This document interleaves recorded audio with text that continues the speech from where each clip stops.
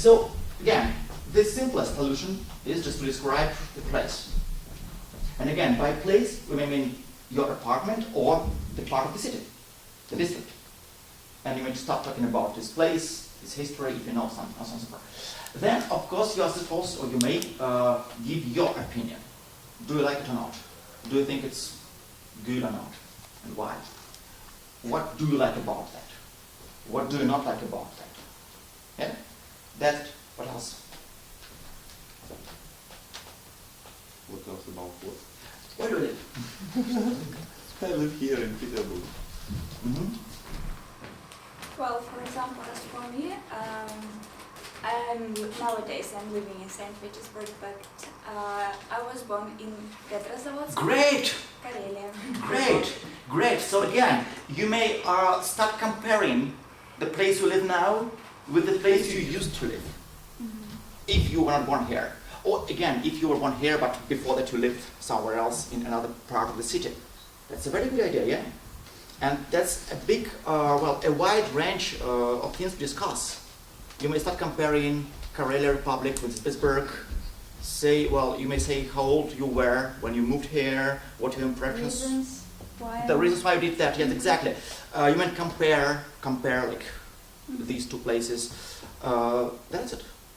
So, where I live now versus where I lived in the past. Okay, I might have put it down here, but we're out of time, so yeah, you understand, yeah? So again, for us, that's the point. That's the possible solutions which we may do here, yeah? The obvious one, start describing where you live. Second one, start talking about your opinion. Whether you like it or not. Why? Compare the place you live now versus the place you lived like 10 years ago. Okay. Any more ideas? And where do you want to live? Yes, compare again where you live now versus where you would like to live in the future, or where you hope you will live, like maybe in 10 years' time. Yeah? And you have mentioned this a little bit, just very briefly. You started talking about metro, which means what? If we continue going in this direction. Metro? Metro stations, like map of... Let's not talk about How history is- of how underground in it's the city. It's too far. It's too far from our topic. No. If you start talking about the history of underground in Pittsburgh, you're going to be too far away from the original question. But what is metro? What's underground? Comfortable ways of transport. Transport. So transport connection, yeah, is your part of the city well connected to the rest of the place? Is the public transport system good enough? How long it takes you to get from your home to the center or to the place you study or you work? Like, what about what happens at the rush hour? Yeah, these kind of things.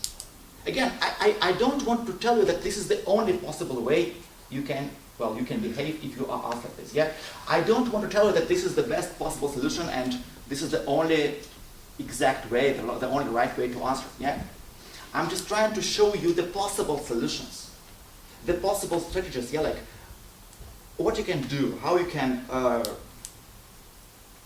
let your mind go this or that direction. If what you should do is to give an extended answer. Not just to say, I live in number 5 Tchaikovsky Street. Apartment 2, first floor, go upstairs and then turn left. Green door, thank you. Yeah, that's it. Perhaps you may have better ideas. Perhaps you may have more ideas to say, yeah? But again, this is what you should be able to demonstrate, yeah? Of course, what we did now is just one very short exercise. Yeah, I see you have a question. Yeah, I'll ask you later. So, of course, what we did now is just a very short example, a very brief exercise. Yeah, you may practice this yourself at home with each other or with a mirror or with anybody else. But this is what you should be able to do. Just roughly, this is the first thing you need to be able to do. You had a question. Examiner asked first question. Yes. This is the beginning.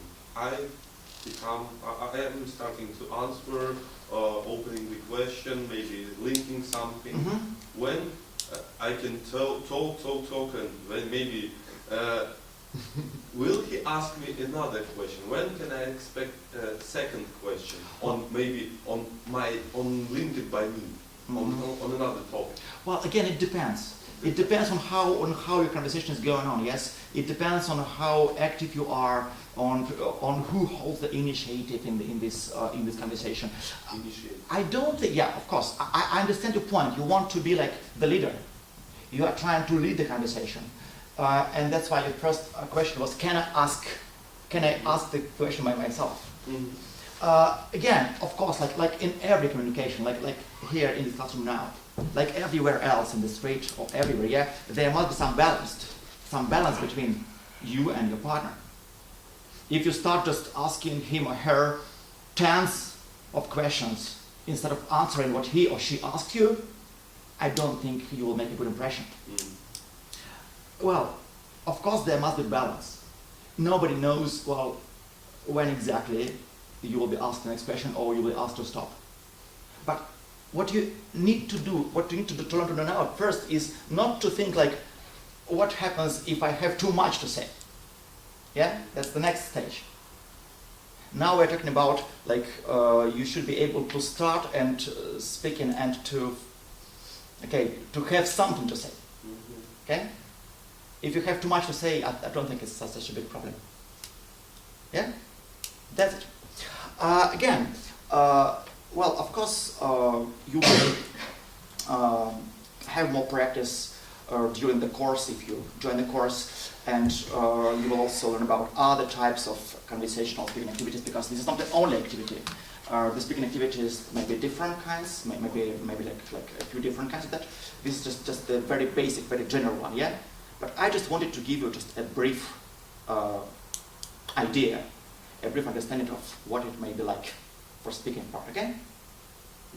So, that's only just very little part of what you are supposed to do, but you understand the way.